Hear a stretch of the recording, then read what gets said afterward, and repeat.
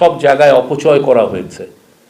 আপনি একটা কর্ণফুলী টানেলের নিচে দিয়ে আপনি একটা টানেল করলেন, করে ওই পারে যে সাইফুজ্জামান চৌধুরী জাভেদ ওই পারে যে তিনি রেস্ট নেবেন সেই জন্য 450 কোটি টাকা দিয়ে উনি হোটেল করে 7 স্টার হোটেল করেছেন। এটা কার টাকায়?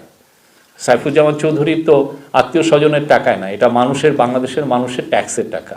কিভাবে জনগণের টাকাগুলোকে তারা অপচয় করেছেন এবং লুটপাট করেছেন তার কিছু নমুনা এখন আপনার ব্রিটিশ প্রেসে দেখছেন।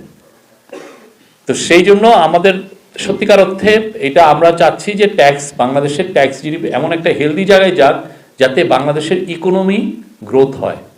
আপনি ট্যাক্স জিডিপি কমে যাওয়া মানে হচ্ছে আপনার যে ঋণ আপনি করছেন সে এমনও হতে পারে যে আপনি ঋণ শোধ করা সম্ভব না হতে পারবে, বা বাংলাদেশের যে সমস্ত ডেভেলপমেন্ট নিডগুলো লাগে সেগুলো আপনার হয়তো এক্সপেন্ডিচার মিট করতে পারছেন না। তো সেই জায়গাকে বিচার করে এটা করা হয়েছে এবং আমরা আশা করছি বাংলাদেশের এই সামনের দিনগুলোতে মানে বাংলাদেশের মানুষের উন্নয়নেই এই টাকাগুলো ব্যয় হবে।